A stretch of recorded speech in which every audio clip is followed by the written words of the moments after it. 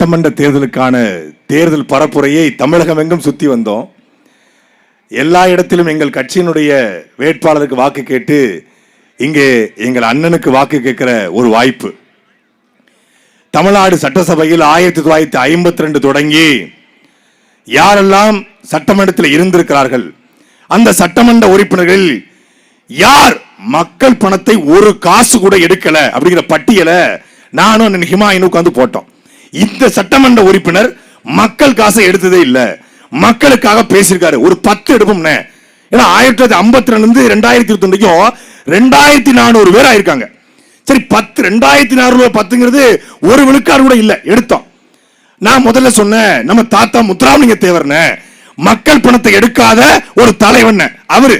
டேய், நான் ஒண்ணு சொல்றேன், மூக்கையா தேவர்ரா மக்கள் பணத்துக்கு ஆசைப்படாத ஒரு தலைவன், மக்களுக்காக சட்டசபையில பேசிய ஒரு தலைவன். நான் அடுத்து சொன்னேன், நம்ம தாத்தா கர்ம வீரர், கிங் மேக்கர், கல்வி கண்டிருந்த காமராஜர் அப்படின்னு. அவரு டேய் நம் தாத்தா கக்கன்றா அப்படின்னாரு. நான் அடுத்த சொன்னேன், ஒடுக்கப்பட்ட மக்களுக்காக, பொதுவுடைமை மக்களுக்காக பேசி போராடிய நம் தாத்தா ஜீவானந்தம் அப்படின்னு. அடுத்து அவர் சொன்னாரு முத்துராமலிங்க தேவர்றாரு. அடுத்து நான் சொன்னேன் மூக்கையா தேவர்னு. அடுத்து அவர் சொன்னார் காமராஜர்னு. அடுத்து அவர் சொன்னார் கக்கன்னு. மாறி மாறி 5 தாண்டல. மூக்கையா தேவர், முத்துராமலிங்க தேவர், காமராஜர், கக்கடு, ஜீவானந்த தவிர 1952 பட்டியல் எடுத்தா மக்கள் காசை திருடாத, மக்களுக்காக பேசக்கூடாத ஒரு ஆள் இல்ல. சரி, இந்த திமுக ஆட்சியில யாருமே இல்லையா அப்படின்னு பார்த்தா ஒருத்தர் இருக்காரு. திண்டுக்கல் மாவட்டம் நத்தம் சட்டமன்ற தொகுதியில ஆண்டி அம்பலம் ஒருத்தர். அவர் ஒருத்தர் தான் மக்கள் காசை திருடாத ஒரு சட்டமன்ற உறுப்பினர். 2016 எம்எல்ஏ யாரு? நத்த எம்எல்ஏ ஆண்டி அம்பலம். 2021 தோத்து போறாரு. இப்ப போய் அவர் சீட்டு கேட்டிருக்காரு. நீங்க இதுக்கு அன்பிட் அப்படின்னு நத்தத்துல திமுக சீட்டு கொடுக்கல. திமுக இருக்கிற ஒரு நேர்மையான மனுஷனுக்கு சீட்டு கொடுக்கல. மொத்தமாகவே இந்த 52 ஆண்டுகள்ல மக்களுக்காக மக்கள் காசை எடுக்காத ஒரு சட்டமன்ற உறுப்பினர் இதுவரைக்கும் உருவாகல. அதை உருவாக்கத்தான் காரைக்குடியில் அண்ணன் சீமான் அவர்கள் இந்த களத்தில் நிற்கிறார். மூக்கையா தேவரும், முத்துராமலிங்க தேவரும், காமராஜனும், கக்கனும், ஜீவானந்தும் இருந்த சட்டசபையில இந்த 5 பேருடைய மொத்த உருவமாக இந்த முறை காரைக்குடியிலிருந்து சீமான் என்கிற குரல் சட்டசபையிலே ஒலிக்க இருக்கிறது. இது சத்தியம். நான் நிறைய நண்பர்கள் இந்த அமமுகல, நம்ம ஸ்லீப்பர் செல் தான் எல்லா இடத்துல இருக்காங்க இல்லையா, அமமுகல கூடிய நண்பன்மார்கள், திமுக கூடிய நம்ம செல்ல தம்பிகள், காங்கிரஸ் கூடிய நம்ம ஆட்கள் இருக்காங்க. இப்ப திமுக காரங்க நம்மளை எப்படி பாக்குறாங்கன்னா, நம்ம பங்காளிகள் எப்ப வேணா அடிச்சுக்கலாம், முதல்ல அவனை அடிங்க, விஜய விட்டாதீங்க. அவனை அடிச்ச அடியில இவங்க ஃப்ரெண்ட்ஸ் ஆயிட்டாங்க. ஃப்ரெண்ட்ஸ் ஆகி மற்ற இடத்துல நாங்க திமுக தான் போடுவோம், ஆனா காரைக்குடியில எங்க ஓட்டு தப்பி கூட மாங்குடிக்கு விழாது. அது எங்க அண்ணனுக்கு தான் முடிவெடுத்தான். அதனால தான் இதுவரைக்கும் சீமான் என்கிற வார்த்தையை உச்சரிக்காத வாய்கள் முதலாக உச்சரிக்க தொடங்குது. ஏன்? சீமான் ஏறி வராரு. பக்கத்துல ஒரு அமைச்சர் சொன்னாரா, காரைக்குடியில சீமான் வெல்றது பிரச்சனை இல்ல, சீமான் காரைக்குடி ஒப்படைச்சீங்கன்னா சிவகங்கை மாவட்டத்தையே நீ மறந்துட வேண்டியதான். ஏன்னா தமிழ்நாட்டிலேயே சிவகங்கை மாவட்டம் 1,62,000 ஓட்டு வாங்கி நாடாளுமன்றத்தில் அதிக ஓட்டு வாங்கியிருக்காரு. சிவகங்கை காரைக்குடியை பிடிச்சா மானாமதுரைக்கு வருவாரு, பரமக்குடிக்கு வருவாரு, திருப்பத்தூருக்கும் வருவாரு, எனக்கும் உழ வைப்பாரு அப்படின்னு ஒருத்தர் சொல்லியிருக்காரு. உழ வைக்கிறது இல்ல, ஆல்ரெடி வச்சாச்சு. ஆல்ரெடி 10 எரிஞ்சுக்கிட்டு இருக்கு. காரைக்குடியில எங்க அண்ணன் சீமானி வெற்றி எவனும் தடுக்க முடியாது. ரீல்ஸ் போடுறவன் இங்க எம்எல்ஏ கேண்டிடேட் இல்லையா, ரூல்ஸ் போடுறவன் தான் எம்எல்ஏ கேண்டிடேட் இருக்கணும். எங்க அண்ணன் ரீல்ஸ் போடுற ஆள் இல்ல, ரூல்ஸ் போடுற ஆளு. தம்பி நாராயணன் சொன்னாங்க, இந்த நிலக்குடை அமைச்சு கொடுத்தவருக்கு தான் ஓட்டு போடணும் அப்படின்னா, மாங்குடி நிலக்குடை அமைச்சு கொடுத்திருக்காரு. நிலக்குடை அமைச்சு கொடுத்தா ஓட்டு போடணும்னா ரொம்ப நேரமா நிழலை கொடுக்கிறது இந்த மரம் தான். மரத்துக்கு ஓட்டு போடலாமா? அதுதான் அதிகமான நிழலை கொடுக்குது. இது சொன்னது அண்ணன் சீமான். எனக்கு கருத்து சொல்லிடணும்ல. அப்போ சட்டமன்ற உறுப்பினர் என்பவர் யார்? காரைக்குடி மொத்த மக்களும், தேவக்கோட்டை மொத்த மக்களும் சட்டசபையில் பேச முடியாது. உங்கள் குரலாக ஒலிப்பதற்கு ஒரு தலைவன் தேவைப்படுகிறான். மன்னன் மாங்குடி அவர்களோ, அண்ணன் தேர்போகி பாண்டி அவர்களோ, தம்பி பிரபு அவர்களோ சட்டசபைக்கு போனால் என்ன நடக்கும், அண்ணன் சீமான் சட்டசபைக்கு போனால் என்ன நடக்கும் என்பதை அறிவார்ந்த தேவக்கோட்டை மக்கள் சிந்தித்து பாருங்கள். இவர்கள் போனால் அது வெறும் செய்தி. ஐயா மாங்குடியின் வெற்றி என்பது செய்தி. அண்ணன் தேர்போகி பாண்டியின் வெற்றி என்பது வெறும் செய்தி, தம்பி பிரபுவின் வெற்றி என்பது ஒரு செய்தி, அவ்வளவுதான். ஆனால் காரைக்குடியிலிருந்து சொந்த மண்ணிலிருந்து சீமான் வென்றார் என்பது வரலாறு. ஒருவனுடைய வெற்றிக்காக 12 கோடி மக்களும் காத்து கிடக்கிறான். 12 கோடி தேசியனமும் ஒருவன் வெற்றிக்காக ஆஸ்திரேலியாவில், அமெரிக்காவில், ஐரோப்பாவில், பின்லாந்துல, ஹாலந்துல, போலந்துல, லண்டன்ல எல்லா நாட்டிலும் இருந்தும் ஒற்றை குரல் எப்படியாவது சீமானை ஜெயிக்க வச்சிருங்க என்று சொல்றாங்க. அது எங்க கையில் இல்ல, தேவக்கோட்டை மக்கள் உங்கள் கையில் இருக்கிறது. நான் வந்து ஓட்டு போட முடியாது. கட்சி கூட்டத்துக்கு வர்ற மக்களுக்கு பணம் கொடுத்து பார்த்திருப்பீங்க, வாக்குச்சாவடி முகவர்களுக்கு பணம் கொடுத்து பார்த்திருப்பீங்க. ஒரு கட்சியின் தலைவன் பேசிக் கொண்டிருக்கிறான், ஒரு சின்ன பிள்ளை ஓடி வந்து உண்டியலை கொடுத்து பெரியப்பா விற்றாதீங்க, உங்களுக்காக நாங்க இருக்கிறோம் என்று சொல்லுகிற ஒரு தலைவனை இந்த நிலம் இப்பதான் பாக்குது.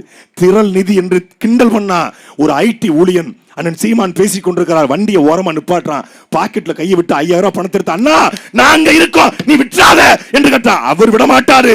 தேவக்கோட்டை மக்கள் நீங்க விட்டாதீங்க. உங்ககிட்ட உங்கள் பிள்ளைகள் இருக்கிற ஒரே ஒரு கோரிக்கை, 1952 தொடங்கி தொடர்ச்சியாக திமுக, அதிமுக, காங்கிரஸ் என்று மாறி மாறி 6 முறை காங்கிரஸ் இந்த நிலத்தை ஆண்டுகிறது. பக்கத்துல தேரலூர்ங்கிற கிராமம், காலையில பரப்புரைக்கு போயிருந்தோம். அந்த கிராமத்துல அடிப்படை தேவைன்னா அந்த ஒருத்தர் சொல்லுவாரு, எங்க சோறு தண்ணிக்கு இல்லாம கூட இருந்துடலாங்க, ஆனா அடிப்படை தேவை இல்லாம இருக்க முடியாதுங்க பாரு. அது மாதிரி அடிப்படை தேவை இல்லை. சோறு தண்ணிங்கிறது அத்தியாவசியம். அடிப்படைங்கிறது பள்ளிக்கூடம், மருத்துவமனை, அதே போல வந்து ஒரு ஊருக்கு தேவையான சாலை, மின்சார வசதி, இதெல்லாம் அடிப்படை. அந்த அடிப்படை தேவைகள் கூட இல்லாமல் தேரலூர் மட்டுமல்ல பல்வேறு கிராமங்கள் இருக்கிறது. இதே தேவக்கோட்டை ஒன்றியத்தில் கொடூர் அப்படிங்கிற கிராமம், தர்மன் ஒருத்தன், யாரு கொடூர்ல தர்மன் ஒருத்தன் 200 ஏக்கர்ல அங்களுடைய குளத்து மண் அள்ளிக்கிட்டு இருக்கான். பல பேர் புகார் சொன்னாங்க, தர்மம் அள்ளிக்கிட்டே இருக்கட்டும், மே 4ஆம் தேதிக்கு பதி அண்ணன் சீமான் வர வேண்டாம், சீமான் கார் வந்து நின்னா போதும், தர்ம அந்த பக்கம் ஓடி போவான். ஆத்து மணல் கொள்ளையோ, கனிமவள கொள்ளையோ, மலை கொள்ளையோ காரைக்குடிக்கல ஒரு பிட்டை கூட எடுக்க முடியாது. இது எங்கள் தேர்தல் வாக்குறுதி. காரைக்குடியை அவன் எல்லாம் சொன்ன, காரைக்குடியில ஓட்டு இல்ல, அவருக்கு வந்து வீடு இல்ல, அவர் காரைக்குடிக்கான தலைவன் இல்ல, தமிழ் குடிக்கான தலைவன். பண்ணையாருக்கு தான் ஊருக்கு வீடு இருக்கும், பாமரனுக்கு எங்கேயும் வீடு இருக்காது. எங்க அண்ணனுக்கு எங்கேயுமே வீடு இல்ல. ஆனா சிவகங்கை என்றால் யார்? வேலுநாச்சியார். சிவகங்கை என்றால் மருதுபாண்டியர். சிவகங்கை என்றால் வேலுநாச்சியார், மருதுபாண்டியர் எப்படி அடையாளமோ அப்படி சிவகங்கை என்றால் சீமான் என்பதும் ஒரு அடையாளம். எங்க அண்ணனை தாண்டி மண்ணின் மகன் வேற யார்? அண்ணன் கவுண்டமணி படத்துல வடக்கப்பட்டி ராமசாமிக்கு பணம் கொடுத்துருப்பாரு. அவர் வந்து பணம் வரலன்னு, பணத்தை எப்படி வாங்கணும்னு நரி மூஞ்சில முழி பணம் வந்துரும் பாப்புல. நரிக்கு நான் எங்கெங்க போறோம், உன் கூடவே தான் ஒரு நரி இருக்குல்ல, அது மூஞ்சில முழின்னு சொல்லிடுவாரு. உடனே அவர் போய் செந்தியில கூப்பிட்டு நரி ஒரு தடவை ஊழ விடுறாம்பாரு. இவர் வந்து ஊழ விடுவாரு. அவனே சக்சஸ், வடக்கப்பட்டி ராமசாமி கொடுத்த பணம் வந்துடும். இப்போ எங்களுக்கு எங்க அண்ணன் சீமான் சக்சஸ், ஏன்னா கார்த்திக் சிதம்பரம் நரி ஊழையிட்டுச்சு, அதனால சக்சஸ். நரி ஊருக்குள்ள வரதே தப்பு, இது ஊழையிட்டு வர வருது. ஏன் மேலே ஏறி வந்து கொண்டிருக்கிறோம். தமிழ்நாட்டு அரசியல்ல எவங்கூடையும் கூட்டணி வைக்காம, எவங்கூடையும் சமரசம் செய்யாம அதிமுக கூட போயிருந்தா 40 சீட்டு, துணை முதலமைச்சர் 4000 கோடி. திமுக கூட போயிருந்தா அங்க சேர்த்துக்குவாங்க. ஏன்னா அவங்களுக்கு வெக்கமான சுடு சொல்ற எதுவும் கிடையாது, வாங்க சீமான்றுவாங்க, சேர்த்துக்குவாங்க, 30 சீட்டு கொடுப்பாங்க. ஏன்டே பேரம் பேசினாங்க. நானும் அண்ணன் தேவான்லாம் வரும்போது, if your brother come to our alliance, we will take Bhagwan Arati. You against TMK, we against TMK, we will combine, we will throw TMK. If you give 2 hours, we will convince him. நாங்க 15 வருஷமா கூட வந்து எங்களாலே convince பண்ண முடியல, நீ 2 ஹவர்ஸ்ல பண்ணிடுவியா? அண்ணன் என்ன கூப்பிட்டு, என்னடா பகவான் ஆர்த்தியா போயிடாத, அதோட முடிச்சு விட்டுருவாங்க. ஐயா ஸ்டாலின் சொன்னார்ல, இப்படி அது மாதிரி முடிச்சு விட்டு போயிடுவாருன்னாங்க. சமரசம் செய்யல, நாங்கள் தனித்து நிற்கிறோம். எப்படி? தேசிய கட்சியோட, திராவிட கட்சியோட கூட்டணி வைக்க மாட்டேன், என் தம்பி தங்கைகளை ஏமாற்ற மாட்டேன்னு எங்க அண்ணன் தனிச்சு நிக்கிறாரு. அங்க ஒருத்தர், நானும் தனிச்சு நிக்கிறேன், நானும் பெரிய அரசியல்வாதி தான், நானும் பெரிய ரவுடி தான், நான் ரவுடியா ஃபார்ம் ஆயிட்டேன்ங்கிற மாதிரி நான் பொலிட்டிஷியனா ஃபார்ம் ஆயிட்டேன். எப்படி? மார்ச் மாதம் 23ஆம் தேதி தேர்தல் பரப்புரை எங்க அண்ணன் தொடங்கினாரு திருத்தணியில. 233 தொகுதிக்கும் சென்று தன் தொகுதியான காரைக்குடிக்கும் வந்திருக்கிறார். ஒரு நாளைக்கு 8 பொதுக்கூட்டம், காலையில 10 மணிக்கு ஆரம்பித்து மாலை 10 மணி தாண்டி 10:20க்கு பேசி 15 வழக்கு வாங்கியிருக்காப்ல. இந்த தேர்தல் பிரச்சாரத்தில் மட்டும் இருங்க, உங்களுக்கு சேர்த்தானே பேசிக்கிட்டு இருக்கேன் அப்படின்னு ஒரு 10 வழக்கு. 10 கூட்டத்திலும் திமுகவை விமர்சிக்கல, அதிமுக விமர்சிக்கல, ஐயா ஸ்டாலின் விமர்சிக்கல, எடப்பாடி விமர்சிக்கல. காடு வளம், கனிம வளம், நீர் வளம், நிலவளம், பள்ளிக்கூடத்தை எப்படி கட்டுவேன், மருத்துவமனை எப்படி உருவாக்குவேன், தற்சார்பு பொருளாதார கொள்கையில நிலமும் வளமும் சார்ந்த தொழிற்சாலை எப்படி உருவாக்குவேன், எப்படி கடனை அடைப்பேன், என் பெண் பிள்ளைகளுக்கு எப்படி பாதுகாப்பு கொடுப்பேன், காவலருக்கு 8 மணி நேரம் வேலை, பெண் காவலருக்கு 6 மணி நேரம் வேலை, சுழற்சி முறையில் வேலை வாய்ப்பு, குறைந்தபட்ச சம்பளம் 25,000 ரூபாய், ஆடு மாடு மேய்த்தல் அரசு வேலை, விவசாயம் அரசு வேலை, எல்இடி திரையில போட்டு காட்டுறது மக்களுக்கு புரியல. பிரதீப் ரங்கநாதன் பாராட்டுறான். எனக்கு இந்த இன்ஸ்பிரேஷன் எங்க அண்ணன் சீமான் தான் கிடைச்சு சொல்லி நடிகர் பிரதீப் ரங்கநாதன் பாராட்டுறாரு. ஒட்டுமொத்தமான தமிழ்நாடும் கூர்ந்து கவனிக்குது. எந்த தலைவனாலும் விமர்சிக்க முடியாத தலைவரா வராரு, கூட்டணி வைக்காம. ஆனா அங்க அவரு காங்கிரஸ் கூட பேசி, தேமுதிக கூட பேச்சுவார்த்தை நடத்தி, ஐயா ஓபிஎஸ் கூட பேசி, அண்ணன் டிடிவி கூட பேசி, அப்புறம் கம்யூனிஸ்ட் கூட பேசி, அண்ணன் விசி கட்டி டிடிவி கூட திருமாவளவன் கூட பேசி, எல்லாரு கூடயும் பேசி யாரும் வரலன்னு நான் தனிச்சு நிற்கிறேன். அது பேர் தனிச்சு நிற்கிறது, தனியா நிற்கிறது. நாங்க நிற்கிறது தனிச்சு. நீங்க எல்லாரு கூடயும் பேசிட்டு நிற்பதுக்கு பேர் தனிச்சு அல்ல, அது தனியா.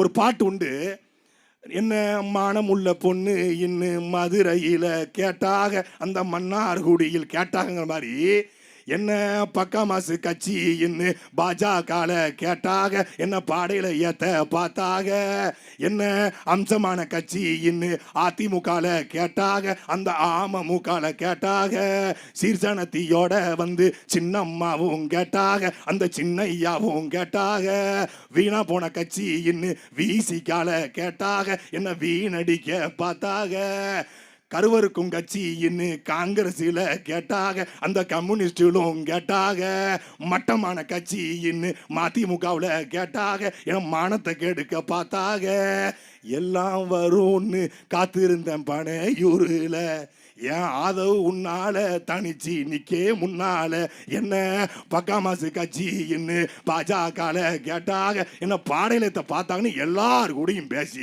ஆட்சியிலையும் பங்கு அதிகாரத்திலையும் பங்கு, நம்மளை நம்பியும் சில பேர் வருவாங்க இல்லையா, அதுக்கான சூழல் வரலாம் இல்லையா, அவங்கள நம்ம மதிக்கணுமா இல்லையா அப்படின்னு நீவு படுத்த வர கிரண் மாதிரி, மாமாவுக்கு வயசாயிடுத்து இல்லையா, மாமாவோட சுவரில் ஏற முடியாது இல்லையா அப்படின்னு பேசி, டயலாக் போறேன் சினிமானந்து எப்படி ஆட்சியை கொடுப்பேன், நல்லா இருப்போம் நல்லா இருப்போம் எல்லாரும் நல்லா இருப்போம். எப்படி உங்க பொண்டாட்டி பிள்ளை நல்லா இருக்க மாதிரியா, எப்படி நல்லா இருப்பிய? ஒரு தலைவன் கனவு காண்கிறான். என்ன கனவு? பசிக்கு அழாத குழந்தை, கல்விக்கு ஏங்காத மாணவன், வேலைக்கு அலையாத இளைஞன். இது என் கனவு இந்தியா என்கிற பகத்சிங் கண்ட கனவை காண்கிற தலைவன் எங்களுடைய அண்ணன் செந்தமிழன் சீமான். சாதியாலும் மதத்தாலும் திராவிடத்தாலும் ரசிக மனப்பான்மையில் பிரிந்து கிடந்த எங்களை தமிழன் என்று திரட்டிய தலைவன் காரைக்குடிக்கு உங்களை நம்பி வந்திருக்கிறான். நடிகன் வருவான், மண்டி போடுவான். நீ பழனிக்கே பால் காவடி தூக்கினாலும் நடக்காது ராஜா. சினிமாவிலிருந்து சிஎம் கனவோடு வருத்தம் வந்தான். அவனை பிரபாகரன் பிள்ளைகள் சீமானின் தம்பிகள் ஓட ஓட விரட்டினார்கள் என்கிற வரலாறு எழுதப்பட இருக்கிறது. தமிழ் தேசிய இனத்தினுடைய வரலாறு இந்த 2026 துவங்க இருக்கிறது. 2ஆம் எண்ணிலே இருக்கிற அண்ணன் சீமானை முதல் இடத்துக்கு கொண்டு வர வேண்டியது தேவக்கோட்டை மக்கள், உங்களுடைய பொறுப்பு, காரைக்குடி மக்களுடைய பொறுப்பு. இந்த முறை ஏர் சுமக்கும் விவசாயி சட்டமன்றத்திலே ஒலிக்கும். நன்றி, வணக்கம். நாம் தமிழர், தமிழ்தாய் வாழ்க, அண்ணன் சீமான் வெல்க. தமிழ் தேசியத்தின் ஒற்றை நம்பிக்கை தமிழன் என்று சொல்லடா, தலை நிமிர்ந்து